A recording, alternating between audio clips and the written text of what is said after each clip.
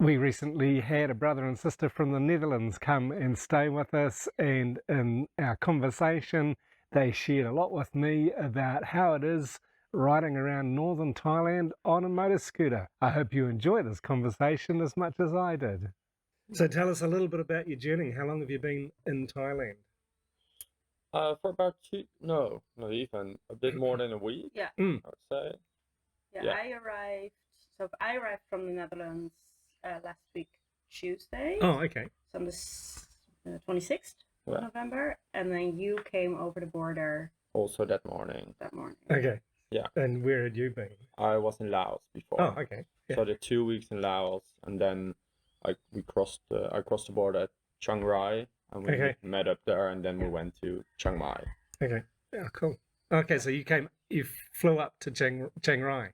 Yeah. Or came up to Chiang Rai to meet. I came up to Chiang Rai because he's been traveling now for several months. Yeah. It's just holiday to see my baby brother. So. Oh, okay. Yeah, cool. So now I started at the beginning of September. Yeah. First did China for a month, then Cambodia, then Vietnam, then Laos, and now Thailand. Okay. And so how long are you here for? In Thailand, a total of a month. Okay. So that we've got about 2.5, 3 weeks left. Yeah. At least I do. You do. I leave this Sunday. Oh, okay. Yeah, Okay. So back to work. I have to go back to work. a quick visit. So, well, what have you enjoyed? Really, what's been a highlight so far in just a week? Well, I love Thailand. Yeah. I just think it's one of the best countries. Have you been here before? Yeah. Oh, I've been a few times. Okay. I just think the people are so nice. Yeah. The culture is really good. The nature. Mm-hmm. It's so easy to travel around. Yeah. So my highlight, I think I really enjoy the fact that because he is very comfortable on the motorbike, I like how it's a different way of traveling. Sure. So I just kept hopping up on the back of the bike, and he just takes me everywhere, and that's a really nice way of traveling. Yeah, cool. Yeah. It gives you a lot more freedom to just explore the things around the city and more into nature. Yeah. So went to Puchifa. Okay. Which is on the border of Laos, and fabulous. Went there, for the sunrise, and it was beautiful, and especially something you wouldn't do if you don't go there by motorbike. At least you can do it, like with a day trip. Yeah. But then it's so scheduled adventurous. Yeah. I've been up a couple of times, but with a private car with a friend. Yeah. And so it was easier. So I would imagine just going on a day trip with a busload of people would be. Yeah, because then you would just leave at the midst of the night, see the sunrise, and then after sunrise, go back. You're gone, Yeah. But it's stunning. You had good views. It was up there really nice. Yeah, cool. Yeah, stunning. Yeah, it is a special location. Hey? It's just right on the edge of. Yeah.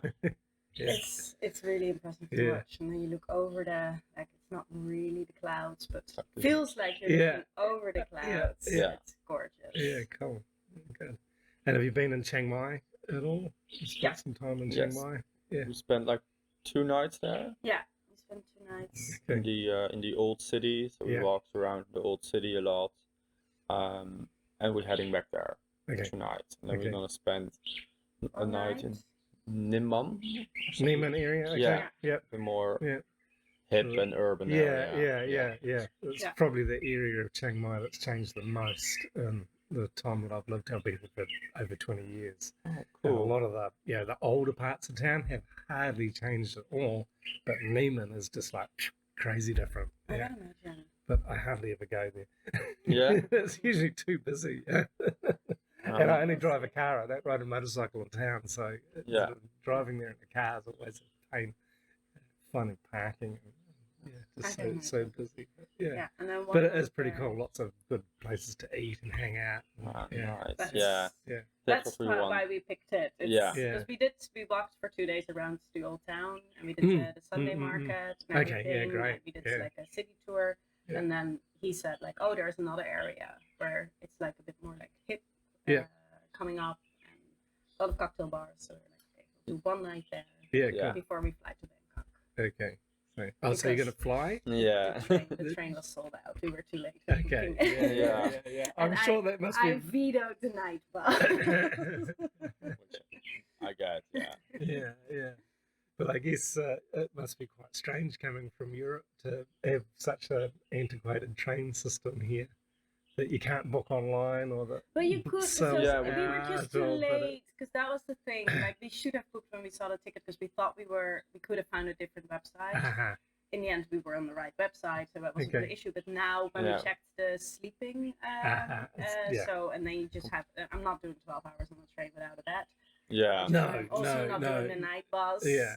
We should have just booked it when we saw. I have to go back to work in 3 days. Like I'm not gonna. Like... Yeah, sure. Well, that's sensible. Yeah, I can remember being in Laos and asking the guest house owner to book me a flight, and she's trying to encourage me to take the bus back to Chiang Mai. I said, no, it'll take me 3 days to recover if I take the bus.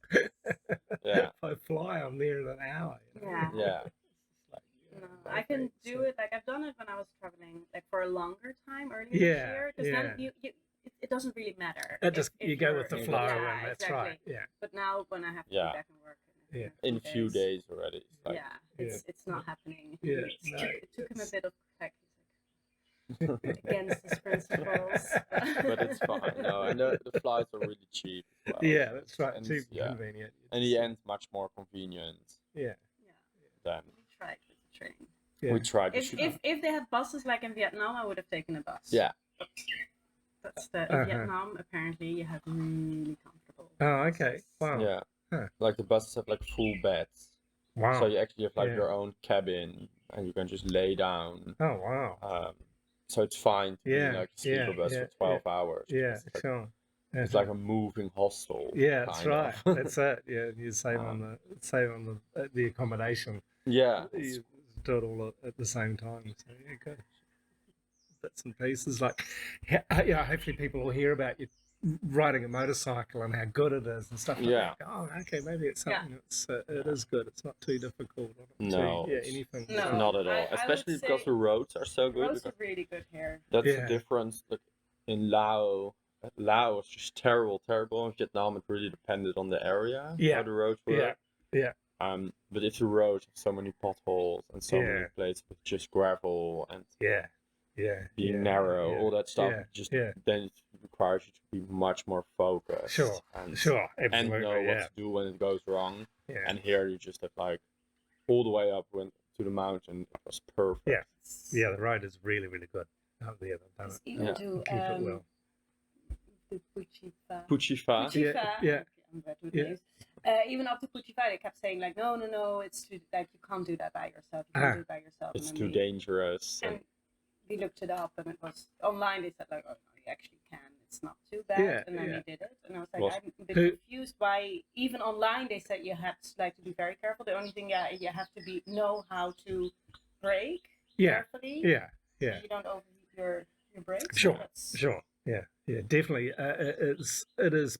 I mean, the people that are in most trouble are people that haven't ridden much or at all before they come here, and they go onto roads like up to Phu Pha. It's like it's just not sensible, Yeah, maybe. Oh yeah. And I think traffic wouldn't bother me because I think we're both we're used to biking in Amsterdam.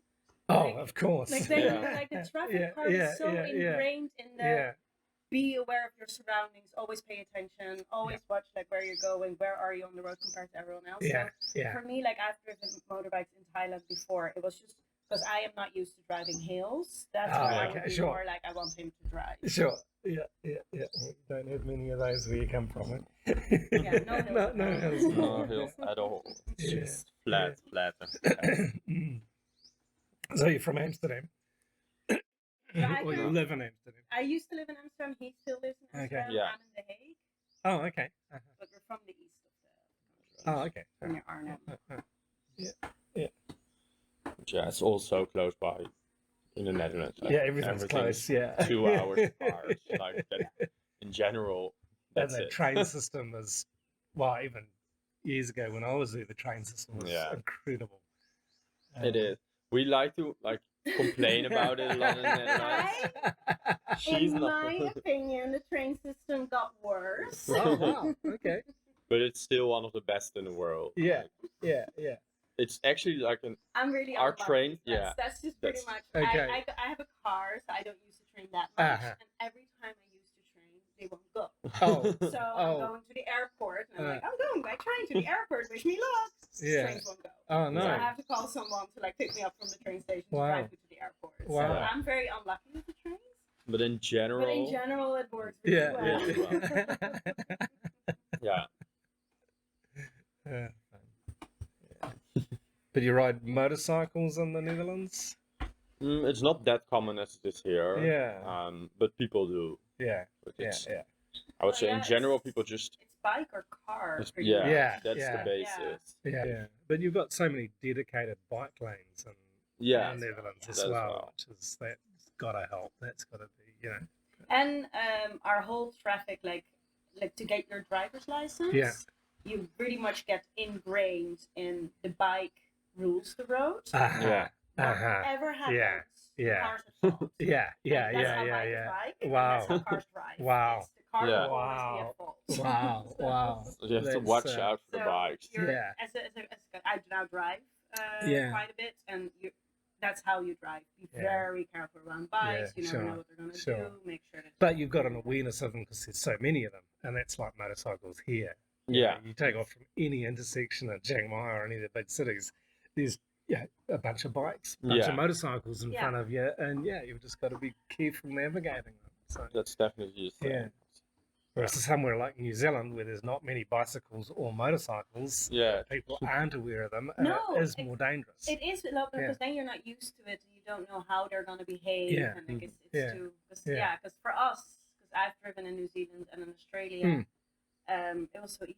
Yeah. Because it was so quick. It's because everybody does what they're supposed to. Yeah. Whereas here, it's quite random.